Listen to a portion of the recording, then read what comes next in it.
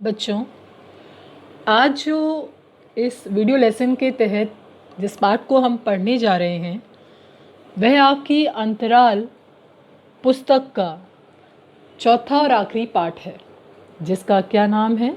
अपना मालवा खाओ उजाड़ू सभ्यता में। क्या कहते हैं? इसके लेखक कौन हैं? प्रभाष जोशी। अपना मालवा खाओ उजाड़ू सभ्यता में जो पाठ है वह जनसत्ता में 1 अक्टूबर 2006 के कागज कोरे स्तंभ से लिया गया है। ये जो पाठ है एक निबंध है जो कहाँ छपा था? जनसत्ता में। वहाँ से लेकर इसे आपकी पाठ्य पुस्तक का एक हिस्सा बनाया गया है, एक अंग बनाया गया है।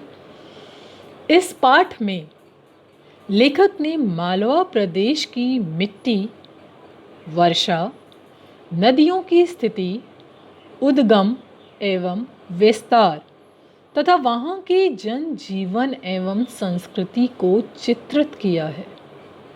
पहले की मालवा मालव धरती गहन गंभीर, डग डग रोटी पग पग नीर। क्या मतलब हुआ? डग डग रोटी मतलब हर रास्ते पर रोटी मतलब अनाज मतलब की स्थिति थी, मतलब कोई भूखा नहीं घूम रहा होता था। और पग पग पर नीर मतलब पानी बहता था, मतलब खुशहाली थी। किसी तरह की वंचना से वह ग्रस्त नहीं था। हर जगह मतलब हरियाली खुशहाली दिखती थी। अब के मालवा नदी नाले सूख गए, पग पग नीर वाला मालवा सूखा हो गया। स्थितियाँ देखिए किस प्रकार बदली हैं। यह समसामयिक कह सकते हैं जो स्थिति है उसको व्यक्त करता है यह पाठ आपका, जिसमें बताया गया कि किस तरह से स्थितियाँ परिवर्तित हुईं और जो क्षेत्र खुशहाली हरियाली या कल कल बहती नदियों या उस पानी से पूरी तरह से भरा पूरा था, आज वह कैसा हो गया है? वह आज खाऊ उजाड़ू हो गया है, उजाड़ हो गया है। वहाँ सूखा है, पानी को तरसते लोग हैं। वो कहते हैं अपनी सुख समृद्धि के लिए जो मालवा संपन्नता के लिए विख्यात था, वही आज क्या हो गया है? बिल्कुल उजाड़ू सभ्यता में फंसकर उलझ गया है। यह खाओ उजाड़ू सभ्यता यूरोप और अमेरिका की देन है। क्यों कहा ऐसा? आपको कहीं कुछ याद आया इस शब्द से? यूरोप और अमेरिका की देन है मतलब एक प्रगति की दौर में हम चल रहे हैं। हम प्रगतिवादी बनने के कारण या हम प्रगतिशील तीव्रता से प्रगति करने के कारण हम बहुत सारी अपनी प्रकृति के साथ जो खिलवाड़ करते हैं उसका नतीजा है ये उजाड़ू सभ्यता।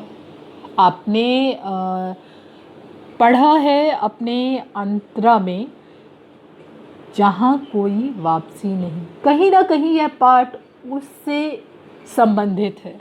वहाँ भी एक समस्या को उठाया गया है। वहाँ उस क्षेत्र की प्रकृति या फिर उस क्षेत्र की जो समस्याओं से बढ़कर जो बड़ी समस्या दिखी है, वहाँ पलायन की समस्या दिखी है और उन्होंने पलायन को दर्शाया है। यहाँ पर आप देखें प्रकृति जो उस क्षेत्र को संपन्न बना रही थी, जो सारे क्षेत्रों से अलग करते हुए उसकी संपन्नता के कारण उसके महत्व को लोगों के बीच प्रतिपादित कर रही थी, आज वही सभ्यता उजाड़ू हो गई। कारण एक नवीनता की चाह, अमेरिका यूरोप के आधार पर अपना एक ढांचा बनाने निर्मित करने की लालसा, जिसके कारण विकास की औद्योगिक सभ्यता उजाड़ की अपसभ्यता बन गई। हम कहते हैं ना कि नदियों को मोड़ दो, उनकी धारा अलग प्रवाहित करती, कि हर नदी का हर चीज़ का अपना महत्व है।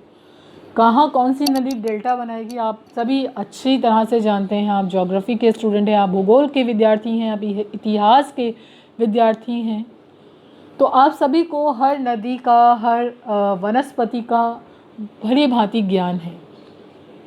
अगर उस वनस्पति या उस जल जो के स्रोत हैं उनको उनकी प्राकृतिक गति से विमुख किया जाएगा तो वह पूरी तरह से तबाह हो जाते हैं, या तो बर्बाद होंगे या पूरा सब स्थितियाँ बेकार कर देंगे। इससे पूरी दुनिया प्रभावित हुई है, पर्यावरण बिगड़ा है। एक बहुत बड़े कह सकते समस्या को यह पाठ लेकर चलता है। ठीक है, आगे हम अगली क्लास में पढ़ेंगे। ठीक है।